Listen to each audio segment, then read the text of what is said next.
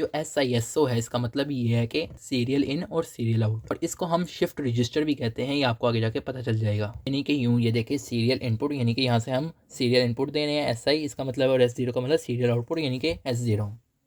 अब मसला यहाँ पर ये आता है कि क्या हम डी को इधर लिखें या क्यू को, यानी कि यहाँ पे डी लिखें या यहाँ पे क्यू लिखें। तो यहाँ पे देखें डी का मतलब होता है डाटा, नहीं हम डी को एज अ इनपुट लेते हैं, और इनपुट कहाँ से दी जा रही है, इस तरफ से दी जा रही है, तो इसका मतलब है फिर डी को हम इस तरफ लिखेंगे, यानी कि इस तरफ इस तरफ इस तरफ डी को लिखेंगे।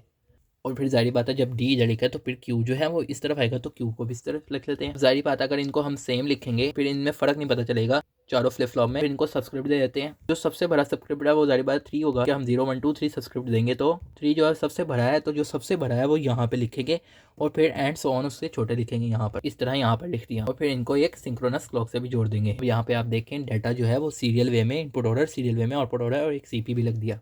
अब यहाँ पे देखें आप D3 को तो हमने इनपुट दे दी, लेकिन ना D2 को दिए, ना D1 को दिए, ना D0, तो फिर हम इनको इस तरह कनेक्ट करेंगे, यानी कि एरो की डायरेक्शन, तो सीरियल इनपुट की डायरेक्शन जिस तरफ है उसी डायरेक्शन में हमने इनको कनेक्ट करना है।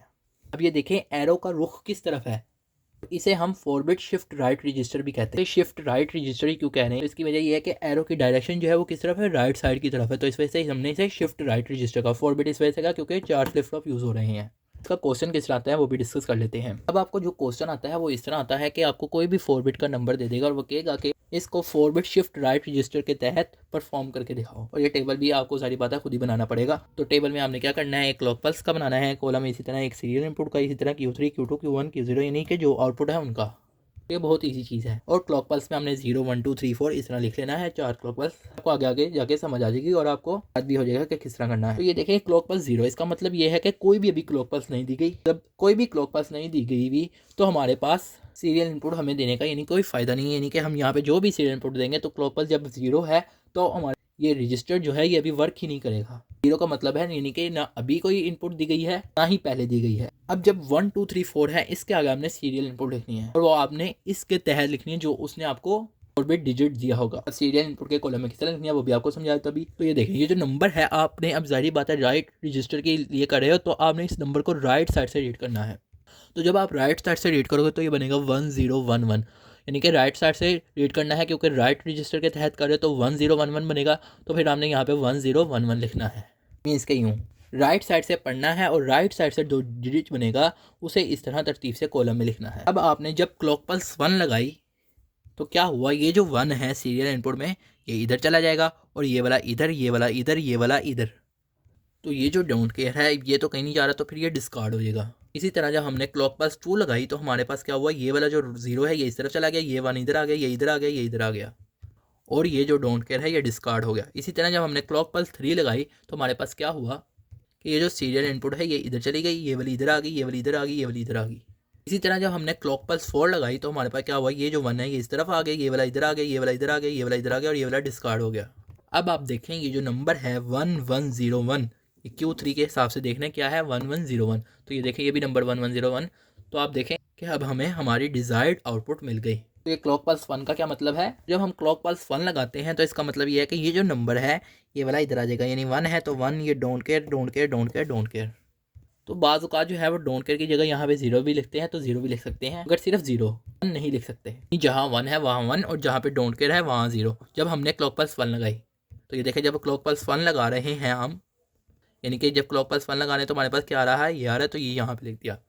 इसी तरह जब हम क्लॉक पल्स 2 लगाएंगे तो हमारे पास ये जो नंबर है 0 1 डोंट केयर, तो यहाँ पे 0 1 और यहाँ पे डोंट केयर की जगह भी 0 0 आ जाएगा। तो जहाँ 0 होगा वहाँ 0, जहाँ 1 होगा वहाँ 1, और जहाँ डोंट केयर होगा वहाँ भी 0। इसी तरह जब क्लॉक पल्स 3 लगाएंगे तो फिर ये वाला आ जाएगा इधर। इसी तरह जब क्लॉक पल्स 4 लगाएंगे तो ये वाला आ जाएगा। तो ये वैसे ही समझाने के लिए है कि आगे मैंने आपको इसका मतलब एक MCQ कराना है, वो तभी आएगा जब आपको ये समझ आएगी। तो आपको यहाँ तक समझ आ गई होगी। यहाँ पे देखिए जब हमने क्लॉक पल्स यहाँ पे जब हमने क्लॉक पल्स 4 लगाई तो हमारे पास 1101 आ गया। तो ये देखें 1101 यहाँ पे आ रहा है, यानी कि जो हमने अपनी डिज़ायर आउटपुट थी वो यहाँ पर स्टोर एंड लोड करा दी। यहाँ पर जहाँ पर जो हो रहा है ये स्टोर और लोड हो रहा है रजिस्टर में। तो ये कितने बिट थी आप यहाँ पे देखिए, जिस तरह के ये 4 डिजिट है तो इसका मतलब है 4 बिट, और हमें 4 की चारों बिट इसमें स्टोर एंड लोड कराने में कितनी क्लॉक पल्स लगी। तो यहाँ पर आप देखें हमें 4 क्लॉक पल्स लगी। ये देखें 0 तो एक एक्स्ट्रा क्लॉक पल्स है, हमें टोटल कितनी क्लॉक पल्स लग रही है यहाँ पे 1 2 3 4, तो फिर मैंने ये कहा कि 4th क्लॉक पल्स लगेंगी रिक्वायर्ड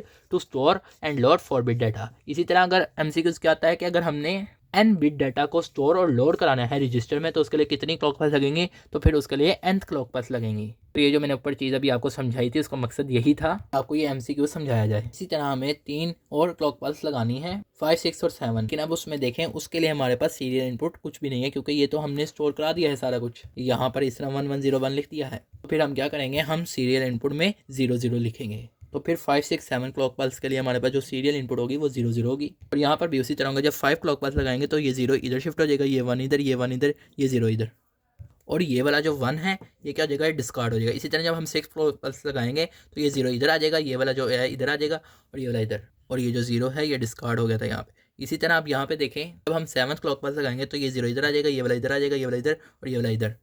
तो इस तरह ये हुआ, और ये वाला 1 भी डिस्कार्ड हो जाएगा, और इसी तरह ये वाला 1 भी डिस्कार्ड हो जाएगा। इसके यूं जब हमने 7th क्लॉक पल्स लगाई। अब अगर हम इसे बॉटम से रीड करें, यानी कि इस तरह 1101, तो जब हम 1101 यानी कि ये देखें ये वही नहीं है, बॉटम से रीड करना है 1101। तो असल में ये जो चीज़ है ये अब हमें आउटपुट मिल रही है। पहले डाटा जो था वो सिर्फ लोड और स्टोर हो रहा था, अब जो डाटा है ये यहाँ पर रीड हो रहा है। जब हमने सीरियल इनपुट 00 दी हमें हमारी आउटपुट मिल गई, मीन्स के यूँ 1101। तो हमें अपनी आउटपुट जो है वो कब मिली है, जब हमने मज़ीद 3 जो है क्लॉक पल्स लगाई, यानी 5, 7 और 6, 5, 6, 7। तो हमें 3 क्लॉक पल्स लगानी पड़ी अपनी आउटपुट लेने के लिए, यानी कि 4 - 1। जैसा कि मैंने अभी आपको पीछे 4 को n कहते हुए बताया है, तो फिर हम कहेंगे कि हमें n - 1 क्लॉक पल्स चाहिए n बिट रजिस्टर के लिए, यानी कि हमें n - 1th क्लॉक पल्स चाहिए to get complete output for n bit register. यहाँ पे लिख दिया कि n - 1th क्लॉक पल्स जो है वो रिक्वायर्ड है कंप्लीट आउटपुट के लिए n बिट रजिस्टर के लिए। तो यहाँ पे तो हमने 4 बिट की थी, तो n बिट का भी कर दिया। तो ये MCQs आते हैं यहाँ पर, इस वजह से ये मैंने करवाया है। अगर आप देखें हमारे पास टोटल कितनी लग रही हैं nth के लिए, यहाँ पर देखें टोटल कितनी क्लॉक पल्स लगी हैं। तो यहाँ पे देखें 0 तो एक्स्ट्रा है, टोटल हमारे पास 7 क्लॉक पल्स लगी। तो टोटल क्लॉक पल्स जो हैं वो 7 है, जिसे हम 8 - 1 कह सकते हैं। और हमने n को 4 कहा था, तो 2n का मतलब 8, तो 8 की जगह मैंने 2n लिख दिया और -1। हमारी टोटल क्लॉक पल्स कितनी लगती हैं serial in serial output register में, तो 2n - 1 क्लॉक पल्स रिक्वायर्ड होती हैं। तो ये भी एक तीसरा MCQ आता है। एक और लास्ट चीज़ रह गई है शिफ्ट रजिस्टर के मतलब, वो ये है कि अब यहाँ पे देखें ये जो नंबर है, अगर आप इसे बाइनरी में कन्वर्ट करो, 0110 को, इसी तरह 0011 को, इसी तरह इस नंबर को बाइनरी में कन्वर्ट करो, मीन्स के सिर्फ ये नंबर्स को करना है, 0110 को, इसी तरह 0011, यानी जो क्यू वाली लाइन में है इसी तरह इसको। तो ये देखो क्या आता है 631, यानी कि 631 आता है। ये देखें हमारे पास आउटपुट में क्या हो रहा है कि ये आउटपुट का सेक्शन है ये वाला। तो हमारा जो नंबर है वो डिवाइडेड बाय 2 हो रहा है, यानी कि 6 को डिवाइड करो 3, 3 को डिवाइड करो 2 से, तो 1.5 यानी 1 ही आता है। हमारा शिफ्ट राइट रजिस्टर क्या करता है, यानी कि वो हमारे नंबर को जो है वो डिवाइडेड बाय 2 करता है। तो ये एक और चौथा MCQ आ सकता है। तो उम्मीद है कि आपको ये लेक्चर समझ आएगा। आपसे दोस्तों का लेक्चर सुनने का शुक्रिया।